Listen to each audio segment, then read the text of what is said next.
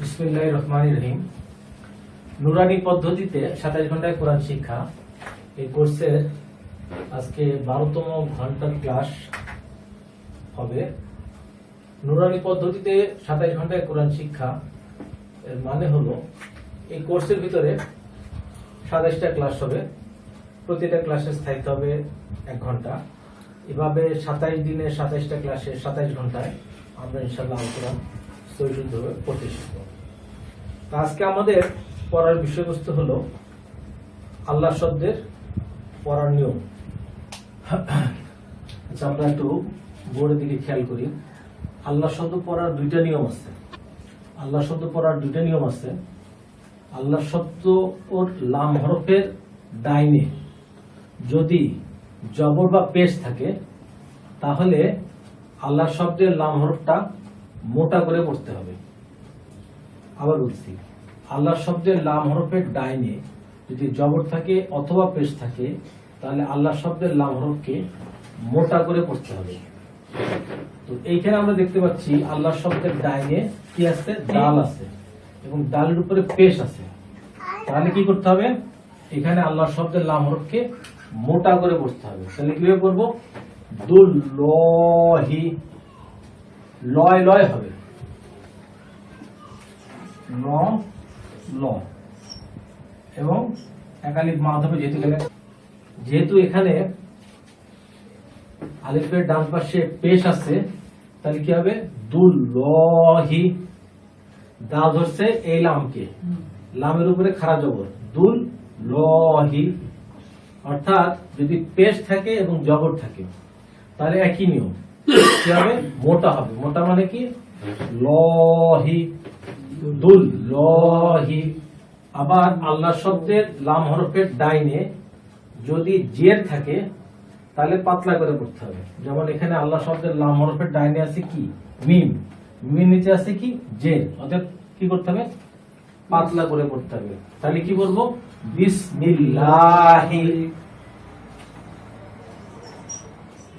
যদি বাংলা দিয়ে বুঝাই তাহলে জিনিসটা হচ্ছে এরকম।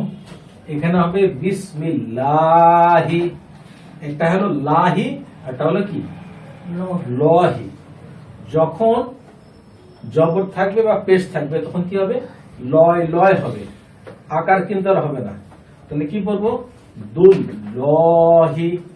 আবার যখন জের থাকবে তখন পাতলা হবে, কি বলবো? বিসমিল্লাহি।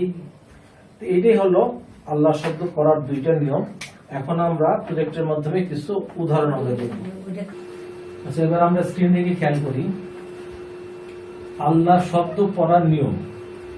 আল্লাহ শব্দের তাসদীদের ডাইনে জবর অথবা পেশ থাকলে আল্লাহ শব্দের লাম হরফকে মোটা করে পড়তে হয়। ঠিক আছে, যেটা আমরা একটু আগে বোর্ডে দেখছি, এখন আমরা স্ক্রিনের মাধ্যমে দেখতে পাচ্ছি আল্লাহ শব্দের তাসদীদের ডাইনে। অর্থাৎ এইটা হলো আল্লাহ শব্দ, তার উপর হলো এই তাসদীদ, তার ডাইনে জবর অথবা পেশ থাকে। এখানে আমরা উদাহরণে দেখতে পাচ্ছি যে একটা ডাল আছে, ডালের উপরে পেশ আছে, পেশটাকে একটা বক্স দিয়ে দেখানো হয়েছে। তাহলে কি হবে? আল্লাহ শব্দের লাম হরফকে মোটা করে পড়তে হবে। এবং মোটা বলতে আমরা কি বুঝি? আল্লাহ শব্দের লাম হরফকে মোটা মানে হলো লয় লয়। অর্থাৎ আমরা যদি পড়ি এরকম দাঁড়াবে আল্লাহু ইউরিদুল লহু। ঠিক আছে? দুল যদি এই অংশটুকু যদি পড়ি শুধু দুল লহু, যদি আমি পড়ি এরকম দুল লাহু তার মানে আমার পড়াটা ভুল হচ্ছে, আকার করবো না এই আর কি। হ্যাঁ, আকার করা যাবে না। দুল লহি। বাট এখানেও দেখেন, এখানে আল্লাহ শব্দের লাম হরফের ডাইনে কি আছে? একটা জবর আছে। অর্থাৎ এখানে আছে হলো পেশ, এখানে আছে জবর। পেশ এবং জবর থাকলে একই নিয়ম, মোটা হবে, তার মানে আকার হবে না। দুল লহি, আল্লাহু আল্লাহু ইউরিদুল লহু। ঠিক আছে? এই হলো জবর থাকলে অথবা পেশ থাকলে পড়ার নিয়ম। এখন আমরা জের থাকলে পড়ার নিয়ম কি এটা দেখব। আর একটু আল্লাহ শব্দের তাসদীদের ডাইনে জের থাকলে আল্লাহ শব্দের লাম হরফকে পাতলা করে পড়তে হবে। ঠিক আছে? আল্লাহ শব্দের তাসদীদের ডাইনে জের থাকলে আল্লাহ শব্দের লাম হরফকে পাতলা করে পড়তে হবে। এই যে হলো আল্লাহ শব্দ, আল্লাহ শব্দের তারদিদ হলো এইটা, তার ডাইনে আছে হলো কি মিম, তার নিচে কি আছে জেড।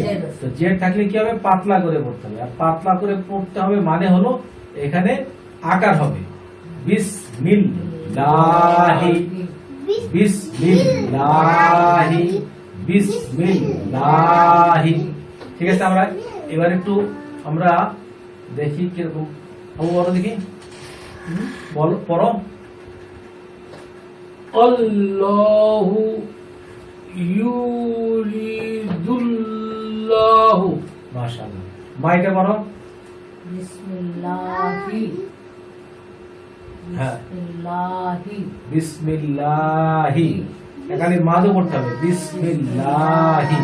এখন আমরা কাই সাহেবের কাছ থেকে শুনি। আল্লাহু ইউরিদুল্লাহু বিসমিল্লাহি। আচ্ছা, এখন আমরা যেটা পড়বো তার নাম হলো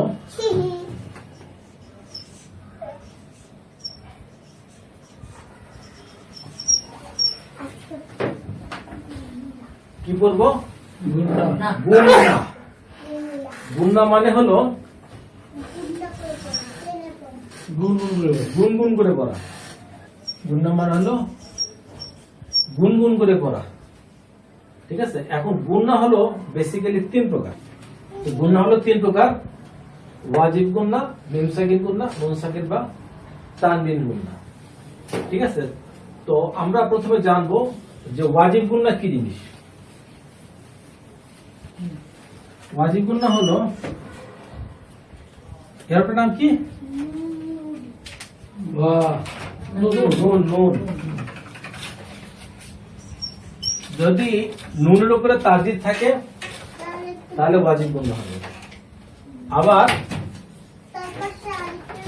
এবং যদি মিমের উপরে তাসদিদ থাকে তাহলে গুন্না হবে।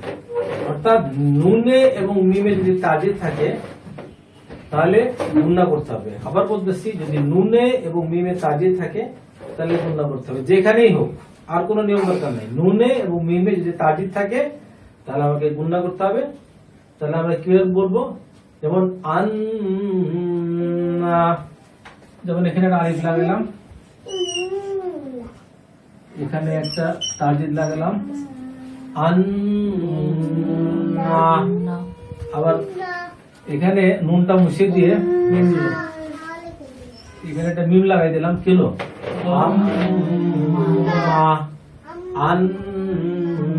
এই যে গুনগুন করতেছি এটা কি হলো গুন্না। আর নুনে এবং যদি তাসদিদ থাকে তাহলে কি হবে, ওয়াজিব গুন্না হবে। ঠিক আছে, এই হলো আমাদের ওয়াজিব গুন্না। আর কোনো নিয়ম নেই, পরে আমরা বিস্তারিত দেখব। এখন আমরা শুনবো হলো মিম সাকিন গুন্না। মিম সাকিন গুন্না হলো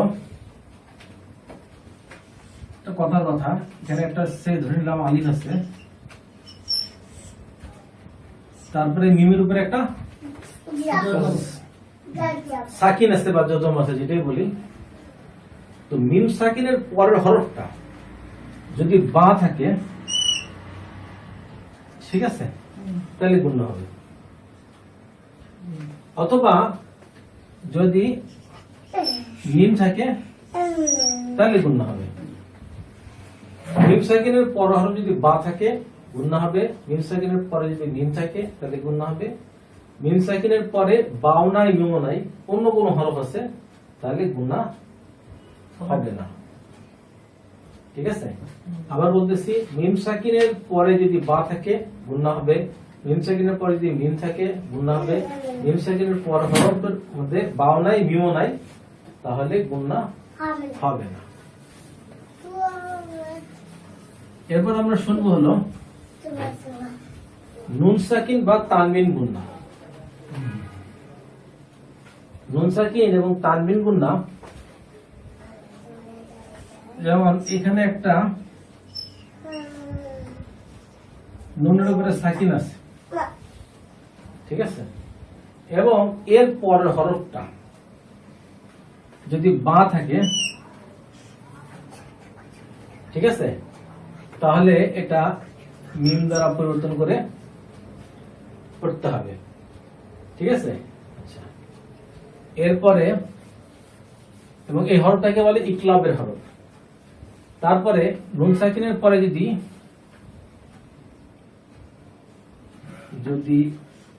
ইয়া মিম ওয়াও নুন এই 4 হরফের যে কোনো হরফ থাকে তাহলে গুণনা করে পড়তে হবে। নুন সাকিনের পরে যদি ইয়া মিম ওয়া নুন এই 4 হরফের কোনো হরফ থাকে তাহলে গুণনা করে পড়তে হবে। এগুলোকে বলে ইদগামে বা গুণনা বলে। পরে আমরা বিস্তারিত পড়ব এবং আমাদের এই পাঠের মধ্যে আমরা ইনশাআল্লাহ গুণনাকে 3 বার রিভিশন দিব, অতএব ভীত হওয়ার কিছু নাই। এরপরে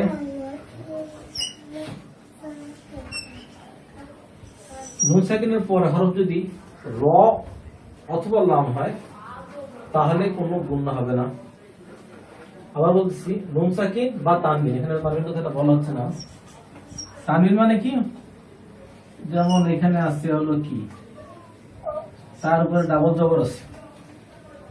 নুন সাকিনে যা নিয়ম তানবিনের সে একই নিয়ম। নুন সাকিন বা তানবিনের পরের হরফটা যদি র অথবা লাম হয় তাহলে গুণনা হবে না, গুণনা হবে না। ঠিক আছে, তো এই হরফ দুটাকে বলে হলো ইদগামে বেলা গুণনা। এরপরে নুন সাকিন বা তানবিনের পরে যদি হামজা হা আইন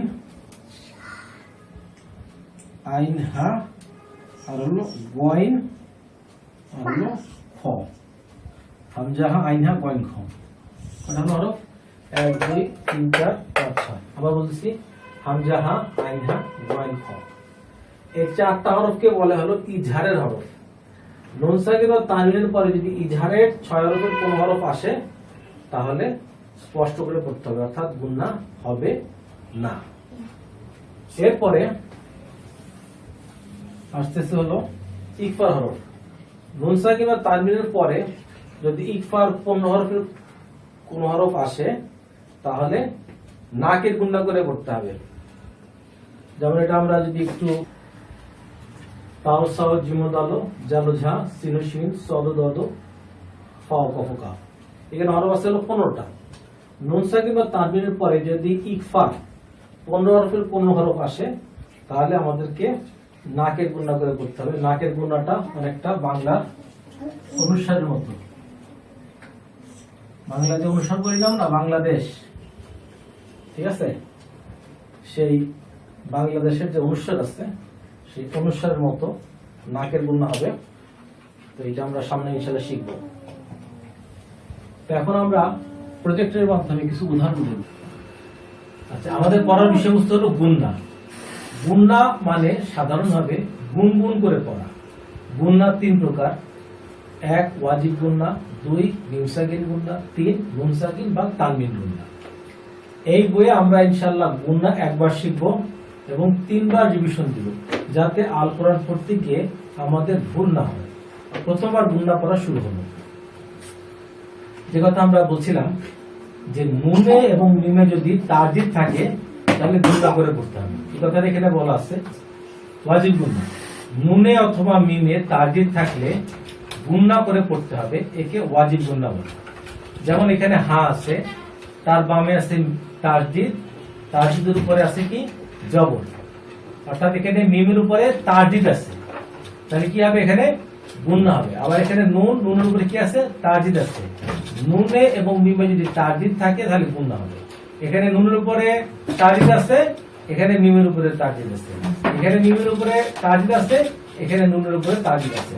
অর্থাৎ নুনে অথবা মিমে যদি তারজিদ থাকে তাহলে গুণনা করে পড়তে হবে। এই ধরনের গুণনাকে বলে ওয়াজিব গুণনা। যেমন এখানের উচ্চারণ এরকম হবে হুম, এই যে গুনগুন করছি এটাকেই গুণনা বলা হয়। আন্না সুম্মা হুন্না, হ্যাঁ মা বলো আন্না সুম্মা সুম্মা হুন্না বলো আন্না হুম্মা সুম্মা হুন্না। মাশাআল্লাহ। এবার আমরা কাশিমের কাছ থেকে শুনবো আন্না হুম্মা সুম্মা হুন্না। মাশাআল্লাহ। পুরো ঢং। এবার আমরা শুনবো হলো মিম সাকিন গুণনা। ব্যাস, মিম সাকিন গুণনা আমরা শুনবো। মিম সাকিনের বামে বা অথবা মিম থাকলে গুণনা করে পড়তে হয়, একে মিম সাকিন গুণনা বলে। আবার বলতেছি, মিম সাকিনের বামে বা অথবা বা থাকলে অথবা মিম থাকলে গুণনা করে পড়তে হবে, একে মিম সাকিন গুণনা বলে। এখানে মিমের উপরে কি আছে? সাকিন আছে, এবং মিম সাকিনের বামে কি আছে? বা আছে। আমরা শিখছি কি, মিম সাকিনের বামে যদি বা থাকে তাহলেও গুণনা হবে, যদি মিম থাকে তাহলেও গুণনা হবে। তো এখানে আমরা দেখতে পাচ্ছি যে মিম সাকিনের বামে বা আছে, ঠিক আছে, এখানে তাই লেখা আছে, এখানে মিম সাকিনের পরের হরফে বা, তাই গুণনা করতে হবে। তাহলে কিরকম ভাবে? রব্বাহুম, আমি একবার বলি, রব্বাহুম বিহিম, বলো রব্বাহুম বিহিম আবার রব্বাহুম বিহিম রব্বাহুম বিহিম। আবার কথা কথা বলতেছি, যদি এখানে বা না হয় যদি মিম হইতো,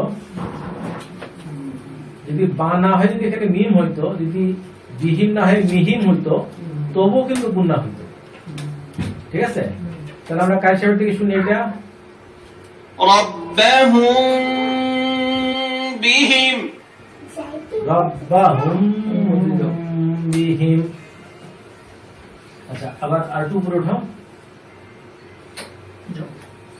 এখানে শুধুমাত্র আমরা একটু হরফগুলা চিনি। এখানে এখানে আছে হলো গ্রুপ, এখানে আছে সংখ্যা, এখানে আছে হরফ, আর এখানে বলা হচ্ছে, এখানে প্রথমে বলা হচ্ছে কি নুন সাকিন বা তানবিন পড়ার নিয়ম 5টি। নুন সাকিন বা তানবিন পড়ার নিয়ম 5টি, ঠিক আছে। এখানে আছে গ্রুপ, এখানে আছে সংখ্যা, এখানে আছে হরফ, এখানে আছে নুন সাকিন বা তানবিনের পরের হরফ। নুন সাকিন বা তানবিনের পরের হরফ যদি বা হয়, তাহলে মিম দ্বারা পরিবর্তন করে পড়তে হয়, এবং এই বা হরফকে আমরা কি হরফ বলি? ইকলাবের হরফ বলি। আবার নুন সাকিন বা তানবিনের পর হরফ যদি ইয়া, মিম, ওয়াও, নুন এই 4 হরফের কোন একটা হরফ হয়, তাহলে সেখানে গুণনা করে পড়তে হয়, এবং এই 4টি হরফকে বলা হয় ইদগামে বা গুণনা। আবার নুন সাকিন বা তানবিনের পরের হরফটা যদি র অথবা লাম হয়, তাহলে গুণনা ছাড়া পড়তে হয়, এবং এই 2 হরফকে বলা হয় ইদগামে বেলা গুণনা। আবার নুন সাকিন বা তানবিনের পর হরফ যদি এই মানে ইজহারের 6 হরফের কোন হরফ হয়, তাহলে স্পষ্ট করে পড়তে হয়, গুণনা ছাড়া স্পষ্ট করে পড়তে হয়। এই হরফগুলো হলো হামজা, হা, আইন, হা, গয়েন, খ। আবার বলতেছি, নুন সাকিন বা তানবিনের পরের হরফ যদি হামজা, হা, আইন, হা, গয়েন, খ এই 6 হরফের কোন হরফ হয়, তাহলে গুণনা ছাড়া স্পষ্ট করে পড়তে হয়। এই 6টি হরফকে বলা হয় হলো ইজহারের হরফ। আবার নুন সাকিন বা তানবিনের পরের হরফ যদি ইকফার 15 হরফের কোন হরফ হয়, তাহলে নাকের গুণনা করে পড়তে হয়। এই 15টা হরফ হলো তা, সা, জিম, দাল, সদ, দদ, ত, জ, ফা, কফ, কাফ। এখানে একটা টেবিলের মাধ্যমে দেখানো হয়েছে, টেবিল। কারণ আমার নুন সাকিন এবং তানবিনকে আমাদের শিখতে হলে একই জিনিস কিন্তু আমাকে বারবার বারবার বারবার করে পড়তে হবে, যাতে এটা আমার মানে মনের মধ্যে গেঁথে যায়, ঠিক আছে। এক নজরে গুণনার টেবিল, তাই গুণনার নাম কি? ওয়াজিব গুণনা। কি করতে হবে? গুণনা করতে হবে। কখন করতে হবে? নুনে অথবা মিমে তারজিদ থাকলে। কোন হরফ থাকলে হবে? নুন এবং মিমে তারজিদ হলে হবে। তাহলে নুনে এবং মিমে যদি তারজিদ থাকে, তাহলে গুণনা করতে হবে এই গুন্নাকে বলে হলো ওয়াজিব গুন্না। এরপর নিচে যাও, ব্যাস ব্যাস। এরপরে নুন সাকিন বা তানবিনের পরে যদি বা থাকে তাহলে সেই বায়ের জায়গায় মিম দ্বারা পরিবর্তন করে পড়তে হবে। আমরা আল কোরআন পড়তে গেলে দেখবো যে নুন সাকিন বা তানবিনের পর হরফটা যদি বা হয় তাহলে ছোট্ট করে কিন্তু একটা মিম লেখা থাকে, থাকে না এরকম? এই বা থাকে যাতে আমরা ভুলে না যাই, আমরা যাতে ভুল না করি। তাহলে এই হরফটাকে কি বলে? এই বা হরফটাকে বলে হলো ইকলাবের হরফ। আবার নুন সাকিন বা তানবিনের পর হরফ যদি ইয়া মিম ওয়াও নুন এই চার হরফের কোন হরফ হয় তাহলে গুন্না হবে, এবং এই হরফগুলোকে বলা হয় হলো ইদগামে বা গুন্না। এরপরে নুন সাকিন বা তানবিনের পর হরফ যদি র অথবা লাম হয় তাহলে গুন্না হবে না। এই দুইটা হরফকে বলা হয় হলো ইদগামে বেলা গুন্না। উপরে উঠো।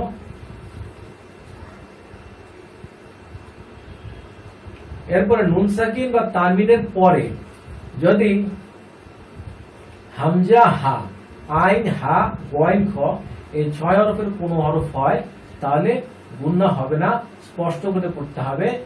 এই 6টা হরফকে বলা হলো ইজহারের হরফ।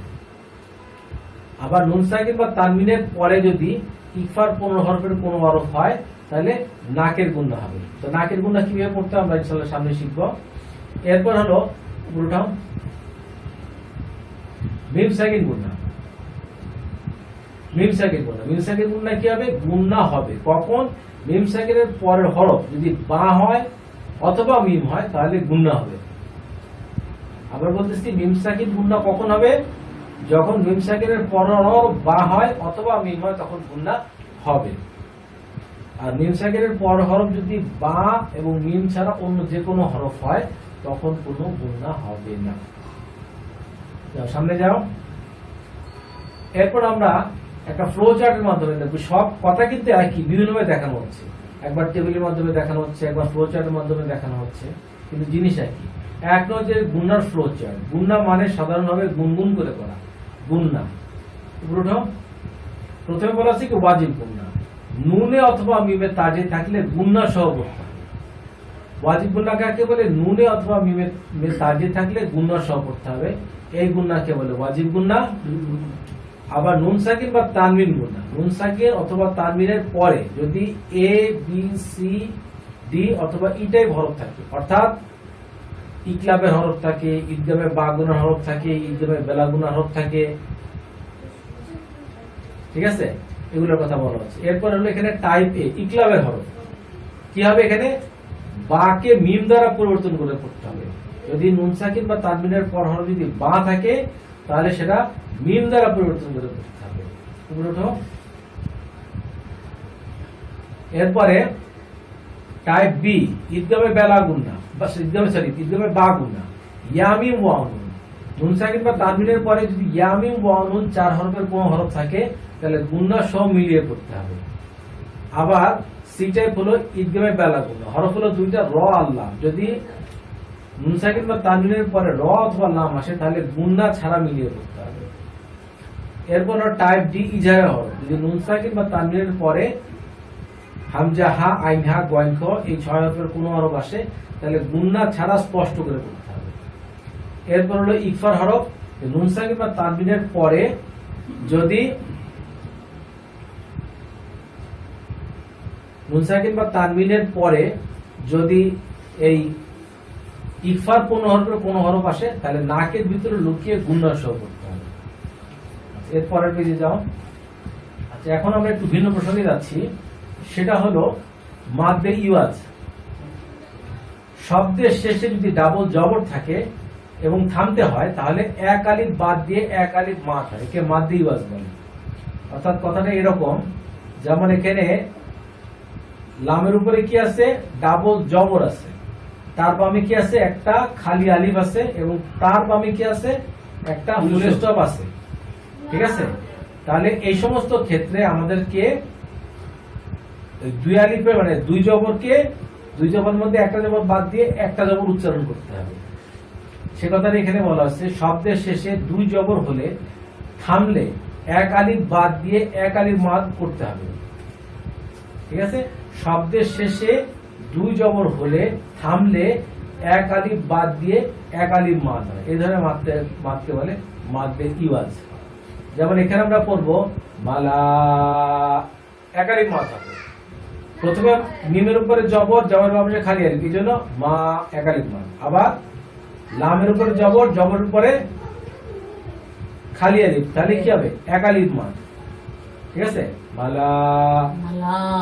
শব্দের শেষ হরফে যদি দুই জবর থাকে তখন এক জবর বাদ যাবে, এক জবর উচ্চারণ হবে। যেমন এখানে আইনের উপর শব্দের শেষে আইনের উপরে দুই জবর আছে, অতএব এক জবর বাদ যাবে, এক জবর উচ্চারণ হবে। এখানে শব্দের শেষে মিম আছে, মিমের উপরে দুই জবর আছে, অতএব এক জবর থাকবে, এক জবর বাদ যাবে। এখানে শব্দের শেষে র আছে, রর উপরে দুই জবর আছে, অতএব এক জবর থাকবে, এক জবর বাদ যাবে। এইটা হলো নিয়ম। তাহলে আমরা একটু পড়ি, পড়ো মা। তারপরে জামিয়া, মাশাআল্লাহ। তারপর মুস্তাকিমা, মাশাআল্লাহ। তারপর কাসিরা, কাসিরো, কাসির, না কাসির, কাসিরো, কাসির। তারপরে আহাদা, হ্যাঁ, আহাদা, হয় নাই, ডাল একাধিক মাস করতে হবে তো। আহাদা, আহাদা, হ্যাঁ, একালিপ দিয়ে পড়ছি, এই জিনিসটা আমাদেরকে মানে আমাদের পড়া এমন হবে যাতে বোঝা যায় যে আমি একালিপ মাস পড়ছি। বলো। নারা, না, র। ও সরি, নারা, নারা,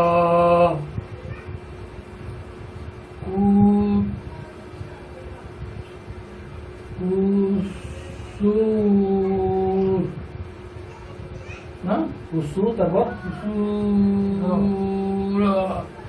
বলছেন না, রতে একালিপ মাস করতে হবে, রতে। কুসুরা, হ্যাঁ। আলিমা, মাশাআল্লাহ। তারপর হাকিমা, তারপর রহিমা, মাশাআল্লাহ। আচ্ছা, একটু গান। أحدا كثيرا مستقيما جميعا مالا نارا قصورا عليما حكيما رحيما মা, এটা বলো। বসিরো, গফারো, কিতাবান, কিতাবা, তুয়া, সুদা। আচ্ছা, আমরা কারি সাহেবের থেকে শুনে আসি। بصيرا غفارا كتابا هو سدى আচ্ছা, এখানে আরেকটা নিয়ম আছে, যদি শব্দের শেষে এরকমের হা থাকে, ঠিক আছে, যদি শব্দের শেষে হা অক্ষরের উপরে খাড়া যে উল্টা পেশ থাকে তাহলে শেষ অক্ষরে সাকিন দিয়ে থামতে হবে। যেমন এই যে হা আছে, এই হা আর এই হা একই হা, তাই না? এই হার মধ্যে কি আছে? পেশ আছে। এই হার মধ্যে কি আছে? পেশ আছে। এই হার মধ্যে কি আছে? খাড়া জের আছে। এই হার মধ্যে কি আছে? খাড়া জের আছে। তাহলে নিয়মটা কি বলতেছে আমাদেরকে, যে এরকম যদি থাকে, এরকম হা যদি থাকে তাহলে সাকিন দিয়ে পড়তে হবে। অর্থাৎ মনে করতে হবে যে হায়ের উপরে কোন জের বা পেশ নাই, এখানে কি আছে? সাকিন আছে। জজমার সাকিন একই জিনিস, যাই হোক সাকিন আছে। আবার বলতেছি, যদি শব্দের শেষ হরফে যদি হা থাকে, সেটা এই হা হোক আর এই হা হোক, ঠিক আছে, এই হা আর এই হা বেসিক্যালি ধাক্কা দিয়ে করতে হবে। না না, ধাক্কা দিয়ে না, এটা ধাক্কাটা অন্য নিয়ম। শব্দের শেষ হরফটা যদি এরকম হা হয় অথবা এরকম হা হয় এবং এই হার মধ্যে যদি খাড়া জের থাকে অথবা উল্টা পেশ থাকে, তাহলে এখানে হায় সাকিন মনে করে পড়তে হবে, ঠিক আছে। যেমন ইয়ালামুনা, ইয়ালামুনা বি বি বি ওই যাকে দিলাম তো বি যাই হোক এখানে হায় সাকিন মনে করতে হবে অর্থাৎ মনে করতে হবে খাড়া বেগটা নাই কি আছে হায়ের উপরে একটা সাকিন আছে বি ওই যাকে তো আছে হ্যাঁ আলামুনা বি ওয়া কাফা বি ওয়ামরাতু হুদুদাহ ঠিক আছে পড়ো বসন্ত দেব হ্যাঁ ইয়া পুরোটা ইয়া লু ইয়া না তো ইয়া ইয়া হ্যাঁ ইয়া লামুনা বি মাশাআল্লাহ তারপর ওয়া কাফা বি বি ওয়া ওয়াম ওয়াম ওয়াম ওয়ামরাতু হচ্ছে না ওয়ামরাতু এখানে আলিফ আছে না আলিফের উপরে জবর ও আছে আচ্ছা আচ্ছা ওয়ামরাতু আবার ওয়ামরাতু মাশাআল্লাহ তারপর হুদু দু দা দু দা দা দু দা দা হু দু দা দা এখানে একটু মাদ হবে যেহেতু পেশের পাশে যত বড় বাব আছে হুদুদা দা হুদুদা হুদুদা আচ্ছা আমরা কায়সারটি শুনি يعلمون به وكفى به وامرأته حدوده এবার এটা বলো ফাআক রাজাবি মাশাআল্লাহ হ্যাঁ মিম মিম মা বেশ মিম মিস মিস লি যেখানে একটু বলি কথা সেটা হলো এখানে আছে কি নুন সাকিন আছে না নুন সাকিনের পর হরফটা কি মিম আছে নাজিত আছে না না নুন তাজের কথা বলি না আমি বলছি নুন সাকিনের পর হরফটা কি আছে মিম আছে হ্যাঁ তাহলে নুন সাকিনের পর যদি ইয়া মিম ওয়া নুন এই চার হরফের কোন হরফ থাকে তাহলে গুণা করে পড়তে হবে হ্যাঁ আবার মিমের উপরে কি আছে তাজিদ আছে অর্থাৎ এখানে গুণা তো হবেই তবে মিম মিম মিস লি মিম মিস লি এর মাত করা যাবে না লি লি মিম মিস লি লি মিম মিস লি তারপরে মা বলো জালিকা লিমান লিমান লিমান খাসি খ খুশিরা খসি খুশিরা খসি হ্যাঁ র পেলে কথা খসি ইয়া খুশিয়া রব্বি রব্বা রব্বা আবার বলো জালিকা লিমান লিমান লিমান হ্যাঁ খুশিরা খুশি রব্বা খসিয়া ইয়াটা বাদ যাচ্ছে খসিয়া খুশিয়া রব্বা আচ্ছা এখানে একটা কথা বলে নি সেটা হলো এইখানে যেমন মিমের উপরে কি আছে সাকিন আছে না হ্যাঁ আমরা শিখে আসছি কি একটু আগে যে নুন সাকিন বা তানবিনের পরের হরফে যদি যে ইজহারের ছয় হরফ হামজা আইনহা গোয়াইন খ এই ছয় হরফের কোন হরফ আসে তাহলে কি হবে গুণনা হবে না স্পষ্ট করে পড়তে হবে ঠিক আছে অতএব লিমান কোনো গুণনা হবে না লিমান খসিয়া রব্বা জালিকা লিমান খসিয়া রব্বা বলো জালিকা লিমান খুশিয়া রব্বি রব্বা রব্বা রব্বা র ধরতে পারে রব রব্বা বার উপর যা জবর রব্বা জালিকা লিমান খসিয়া রব্বা বলো জালিকা কা মিম জালিকা লি মান হুম মান খ খ খাসি খাসিয়া।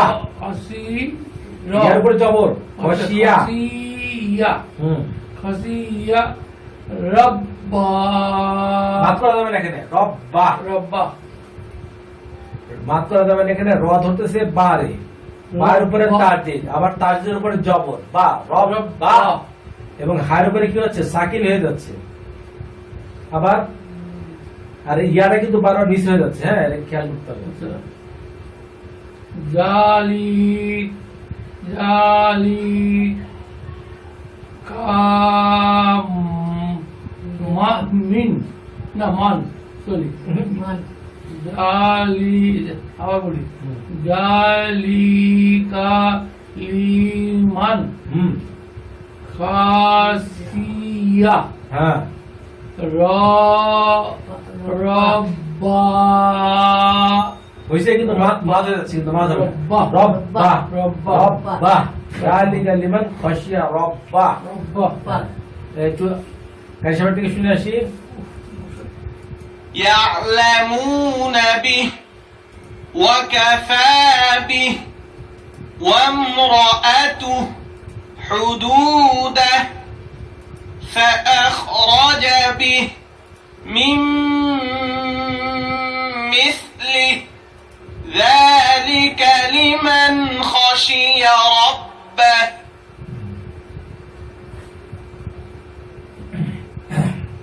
আচ্ছা এখানে একটু আমরা একটা নিয়ম শিখবো এখন, সেটা হলো এই ব্যতিক্রম। একই শব্দে আনা এর পরে যদি বা বু মিলাসিয়া আসলে এক আলিফ মাদ পড়তে হবে। এখানে আছে আলিফের উপর জবর, নুনের উপরে জবর আছে, আবার জবরের পাশে খালি আলিফ আছে। তা আমরা জানি কি যে জবরের পাশে খালি আলিফ হলে এক আলিফ মাদ হয়, ঠিক আছে। তো এইখানে আমরা যে নিয়মটা শিখতেছি সেখানে হলো এই আনাটার মধ্যে এক আলিফ মাদ তখন হবে যখন এই আনা শব্দের পরে যদি বা থাকে তাহলে হবে এক আলিফ মাদ, বু থাকে তাহলে এক আলিফ মাদ হবে, যদি মিলা থাকে তাহলে এক আলিফ মাদ হবে, যদি সিয়া থাকে তাহলে এক আলিফ মাদ হবে।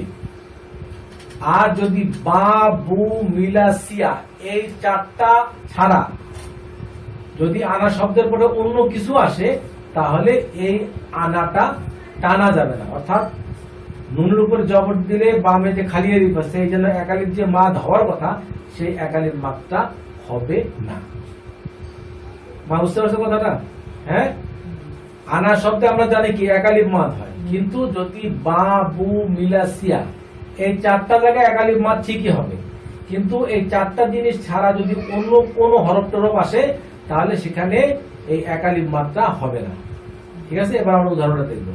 যেমন এখানে আছে বা, এখানে আছে বু, এখানে আছে মিলা, এখানে আছে সিয়া, এখানে এক আলিফ মাদ হচ্ছে। যেমন এখানে আনা বা, আনা বা, এই যে এখন বাংলাতে দেখো আনার পরে কিন্তু একটা হাইফেন আছে, তার মানে এখানে এক আলিফ মাদ হবে।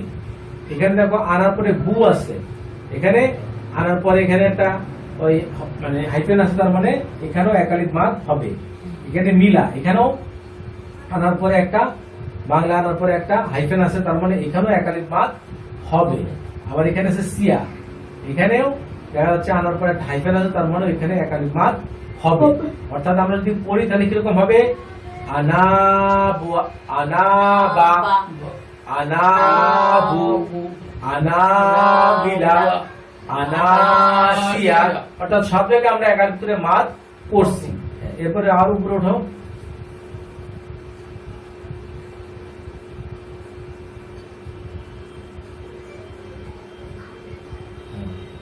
এখানে দেখো কিন্তু বাকি সব আনা মাদ হবে না, অর্থাৎ আলিফের ডানে জবর থাকা সত্ত্বেও মাদ হবে না। যেমন এটা উদাহরণটা আমরা খেয়াল করি, এখানে আনা শব্দের পরে আছে কি আইন আছে, বাবু মিলাসিয়া এই চারটার মধ্যে মাদ হবে, কিন্তু এখানে তা নাই, এখানে অন্য জিনিস আছে, আইনের উপরে জবর আছে, অতএব এখানে আনাতে মাদ হবে না। আবার এইখানে আনার পরে কি আছে? মিমে নিজে জের আছে, মি আছে, অর্থাৎ আনা বা, আনা বু, আনা মিলা, আনা সিয়া, অতএব এই চারটা বাদে এখানে অন্য কিছু আছে, অতএব এই আনাটাও টানা যাবে না। না। উপরে ওঠো।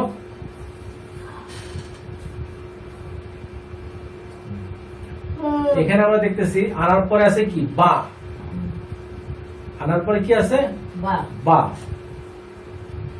আচ্ছা একদম পুরো ওটা দেখি, একটু দেখে আসি। আচ্ছা আনা বা, দেখি আনার পরে তো বা, এখানে আনার পরে কি হবে? বাইক আছে।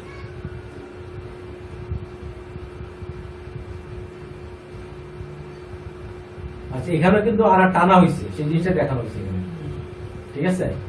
আনার এই যে আনার পরে কি আছে বা। বা আছে, অতএব এখানে বাংলা তো আনার পরে মাদ হয়েছে, ঠিক আছে। আচ্ছা এইটা একটু শুনি তো কারি সাহেব থেকে। قل إنما أنا بشر مثلكم আচ্ছা তার মানে এখানে আনাটা টানা হয়েছে, ঠিক আছে। আচ্ছা তাহলে একটু পড়ো দেখি, মা পড়ো। ওলা ওয়ালা তিনারি মান আছে, ওয়ালা আনা আবি আবিদুম মাবাতুম। আবার ওলা আনা হুম, আবি আবি আবিদুম দুম মা দুম মা আবাদু আবাতুম। আবার তো এখানে কতগুলো নিয়ম এখানে চলে আসে, যেমন মিমের উপরে কি আছে, এখানে তাজদিদ তাজিদ আছে, অতএব এখানে গুণনা হবেই। নুনে এবং মিমে যদি তাজিদ থাকে তাহলে গুণনা হবেই। তাহলে কি হবে বলবো, ওয়ালা আনা আবিদুম মা আবাদতুম, আবাদতুম। এখানে আবার আরেকটা নিয়ম চলে আসছে, সেটা হলো কি, প্রথমে আছে হলো সাকিন, তারপরে আছে হলো তাজিদ। সাকিন আর তাজিদ যদি পাশাপাশি থাকে এবং প্রথমে যদি সাকিন থাকে পরে যদি তাজিদ থাকে, তাহলে সাকিনটাকে নাই মনে করে বসতে হবে। আবার তুমি হ্যাঁ। আবাদ আবার তোমার অর্থাৎ বা ধরতেছে, দা বা দা রে বা দিয়া তারে ধরতেছে। হ্যাঁ, ওয়ালা আনা আবিদুম মা আবাদতুম। আমি বল এটা, ওমা আনা মিনাল মুশরি, ও এটা মুশরি। মুশরিকিন মুশরিকিন হয়েছে। আবার ওমা আনা মিনাল মুশরিকিন। মাশাআল্লাহ। হ্যাঁ, এবারে এটা বলো, কুল ইন্নামা আনা বাশার বাসা না বাসা, বাসা সরি হ্যাঁ। বাসা হ্যাঁ। বাসা রুমিশ মিস মিস, মিশ লুকুম। মাশাআল্লাহ। এবারে এটা একটু শুনি কারি সাহেবের থেকে। قل إنما أنا بشر مثلكم ঠিক আছে, গতদিন আমরা এই অংশটা পড়তে পারি না, আজকে ইনশাআল্লাহ আমরা এই অংশটা পড়ব। মাদের হরফের পরে তাজদিদ, এখানে চার আলিফ মাদ উচ্চারণ করার পরে তাজদিদ উচ্চারিত হয়, ঠিক আছে। খেয়াল করে জিনিসটা, এখানে দদের উপরে কি আছে, চার আলিফ মাদের চিহ্ন আছে এবং দদের পরে কি আছে, একটা তাজিদ আছে। তাহলে চার আলিফ মাদও করতে হবে, তাজিদও করতে হবে।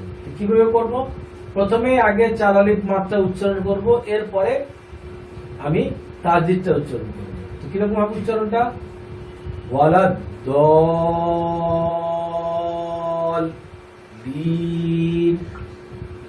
আবার বলছি, এখানে কি আছে, চার আলিফ মাদের চিহ্ন আছে এবং তারপরে হরফে একটা তাজিদ আছে। কিভাবে উচ্চারণ করব, প্রথমে আমি চার আলিফ মাদ উচ্চারণ করব, তারপরে চার আলিফ মাদ উচ্চারণ করার পরে আমি তাজিদ উচ্চারণ করব।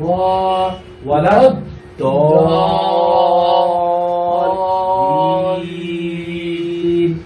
ওয়ালা দল প্রথম থেকে বড় গাইরি একজন একজন করে আবু বলো গায়রিল একজন একজন করে গায়রিল হ্যাঁ গায়রিল মাগ মাগ মাগ মাগরিব এটা কি হরফটার নাম কি জ দদ দদ দু বি আলাই হিম হুম ওয়ালা ওয়ালা ওয়ালা দালিন মাশাআল্লাহ মা বলো এটা কিন্তু সূরা ফাতিহার শেষ আয়াত আমরা প্রতিদিন পড়তেছি গৈরুল গায়রিল মাগদুবে আলাইহিম ওয়ালাদ-দাল্লিন মাশাআল্লাহ পড়ো এটা ওয়া ওয়া ওয়া জাদাকা দ ওইটা কি দ ধরছে লাম্বে দল দল হচ্ছে না। দল দল তারপরে কি লামের উপরে দুই অপর দল লাং লাল লাং লাল লাং লাং লাং। লাং কেন হবে এখানে লামের উপরে কি আছে তারজিদ তারজিদের উপরে আছে কি দুই জবর তার মানে তানবিন দুই জবরকে তানবিন বলা হয় তাহলে নুন সাকিন এবং তানবিনের পর হরফটা কি ফা আছে ফা হলো ইকফার 15 হরফের একটা হরফ হলো ফা অতএব এখানে নাগের গুণা হবে তাহলে কি রকম ওয়া ওয়া জাদাকা দলাং ফাহাদা আবার বলো ওয়া ওয়া আযা ওয়া ওয়া শেষ ওয়া ওয়া আ আর কেন বলছো দুইটাই তো ওয়াও ওয়া ওয়া হ্যাঁ ওয়া ওয়া হ্যাঁ জাদাকা হ্যাঁ দা দ দ দ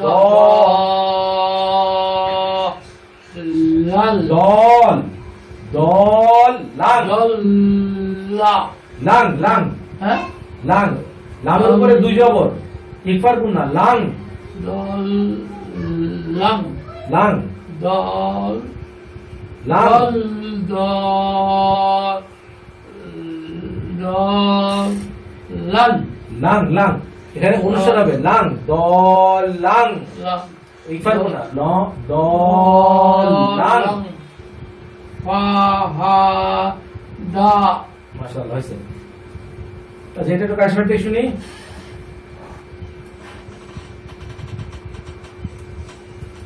ووجدك ضالا فهدى উপরে ওঠো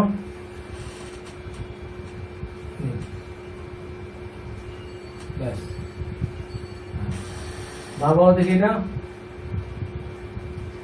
আইজা যা আতি আতি তাল হুম। আইতু তল্লা নাকি তল্লা মাতু মাতুল এটা কি হবে না ঠিক রয়া আচ্ছা আবার বলো আইজা যা আতি এখানে একটু গন্ডগোল হয়ে আসছে আমার আবার বলো আইজা যা আতি এখানে দেখো যার উপরে চারালি পাত আছে ফাইজা যা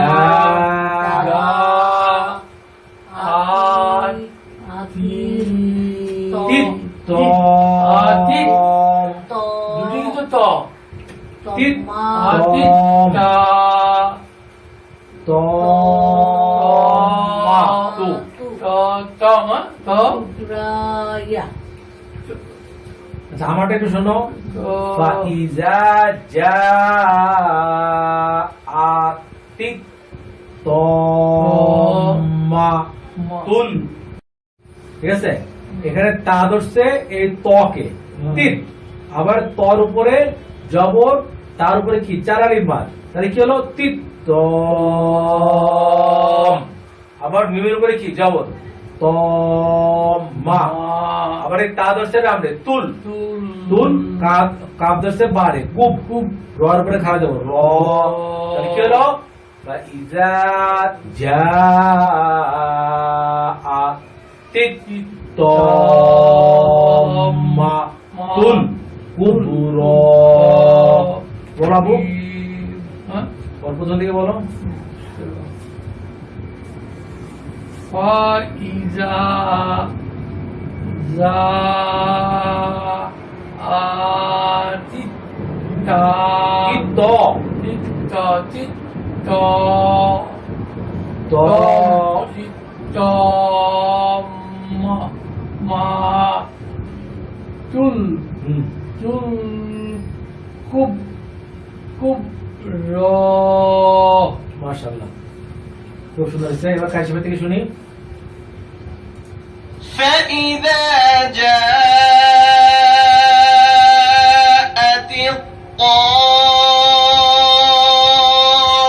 الطامة الكبرى মাইকে বলো ফাইজা যা আতিসা কিস আতিতা তা ধরছে এই সদ রে সতে কি হচ্ছে সোনা হ্যাঁ স আতিস শক শক শক খেয়াল করো এই তা ধরছে এই সদ রে তিস সদের উপরে জবর তার উপরে চালালি মান স খ খ সব খ কেন এখানে যে ওই হাই সাকিন হয়ে গেছে যে একটু আগে যে নিয়মটা আমরা শিখলাম ঠিক আছে আবার বলো ফাইজা যা আ তিস স খ স খ আবার বলো ফাইজা যা আতিস হ্যাঁ তিসা সানা স হ্যাঁ এটা তো সদের উপরে জবর দিলে স হয় সদল হ্যাঁ তিস তিসা খ সি সব খ কারণ হাই সাকিন হয়ে যাচ্ছে এখানে এটা তাটা হা হয়ে যাচ্ছে এবং সাকিন হয়ে যাচ্ছে তিস স খ খ খাত খাত হবে না খাওয়ার উপর জবর দিলে তো খ হয় আর এখানে তাটা হা হয়ে যাচ্ছে এবং সাকিন হচ্ছে তিস স খ তিস স খ খয়ের উপর জবর দিলে হয় খ আর তাটা হা হয়ে যাচ্ছে এবং উপরে সাকিন হচ্ছে তাহলে কি হচ্ছে তিস স খ খ হ্যাঁ। আবার বলো ফাইজা যা তিস তিসা সানা স তিস স হ্যাঁ বলো তিসা খ খ ব্যাস তিস স খ তিস স খ তিস স খ ফাইজা যা তিস স খ স খ স খ ফাইজা যা তিস স খ ঠিক আছে আচ্ছা কার সাথে আরেকবার শুনি فإذا جاءت الصاخة এরপরে আমরা শুনি আর একটু উপরে উঠাও আরো উপরে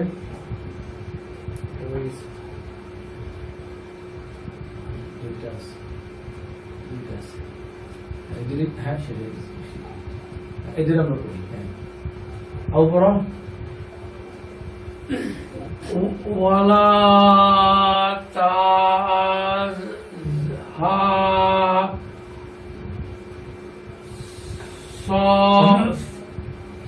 হার উপরে কি আছে হা হার উপরে খাড়া জবর আছে তার উপরে চার আলিফ মাঝে চিহ্ন আছে অর্থাৎ চার আলিফ মাপ করার পরে এই হাটা ধরবে কাকে?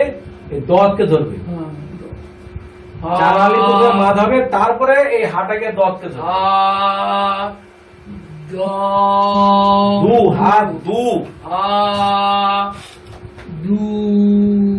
হ্যাঁ হ্যাঁ হাত দু প্রথমে কি হাত দু না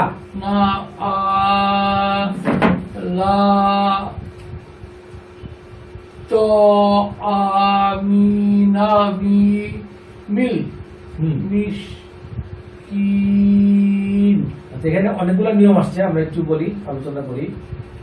ওয়ার উপরে জবর, লামের উপরে জবর, জবর পাশে খালি আলিফ, এখানে এক আলিফ মাদ। আচ্ছা, এরপরে তার উপরে জবর, আর হায়ের উপরে আছে কি খাড়া জবর, এবং তার উপরে আছে একটা চার আলিফ মাদের চিহ্ন, অর্থাৎ হা ধরবে দতকে, হাদ।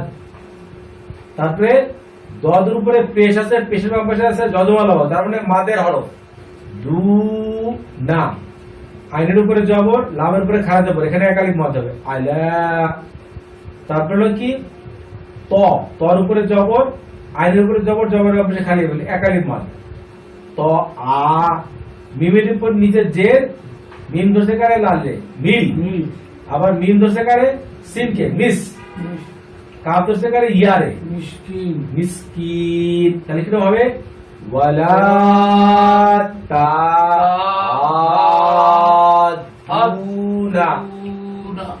আলা তা'আমিল মিসকিন। না বলো তো?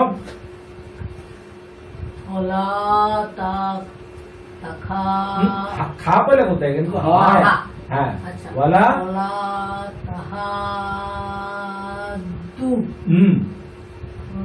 দু দু একটু টান হবে, যেহেতু পেশা করে যেতে বলো বাবু।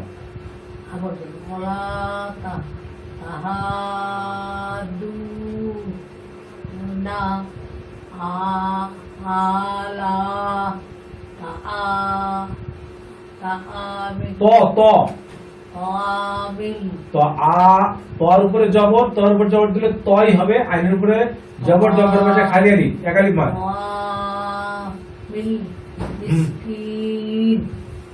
মিসকিন এখানে মাদ হবে, তিন আলিফ মাদ, মাদ যে আরজি, ঠিক আছে? এর আমরা আগের দিন পড়ে আসছি, যে জের বাম পাশে যত বলে ইয়া মাদের হরফ, মাদের হরফের বামে থামতেছি, যার কারণে এখানে এক আলিফের জায়গায় তিন আলিফ মাদ হবে, ওই যে আমরা যেটা আগে শিখছি। মিসকিন মিসকিন। তো কার সামনে থেকে শুনি? ولا تحاضون على طعام المسكين।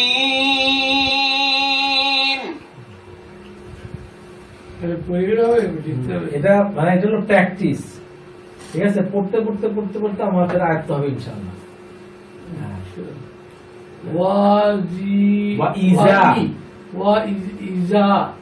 ওয়াইজা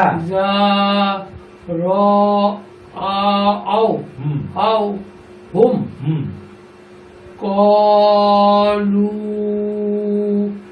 ইন্না হাও হাও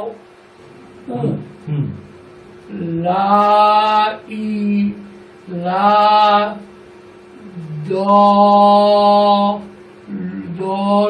দলুন। মাশাআল্লাহ, একবার ওকে গেছে, দেখছো? এবার তুমি পড়ো।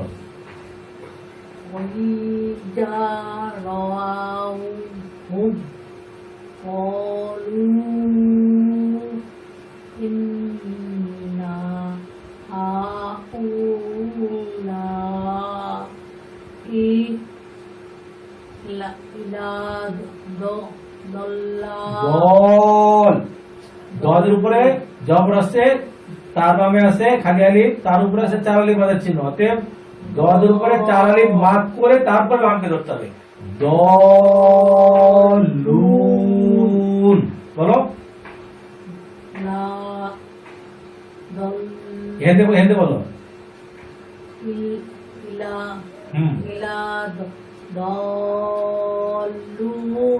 মাশাআল্লাহ। এবার কার সামনে থেকে শুনি? وإذا رأوهم قالوا إن هؤلاء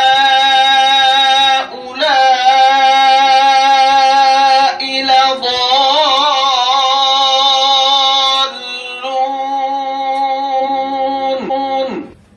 তো নুরানি পদ্ধতিতে 27 ঘন্টায় কোরআন শিক্ষার এই বইটা বাংলাদেশের বিভিন্ন অভিজাত দোকানে পাওয়া যায়।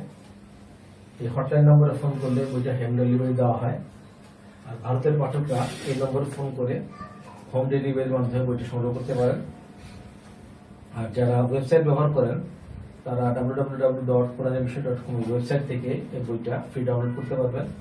আর যারা অ্যাপস ব্যবহার করেন তারা প্লে স্টোরে গিয়ে বাংলা কোরআন লিখে সার্চ দিলে 14-15 নম্বরে এই বইটা পাওয়া যায়।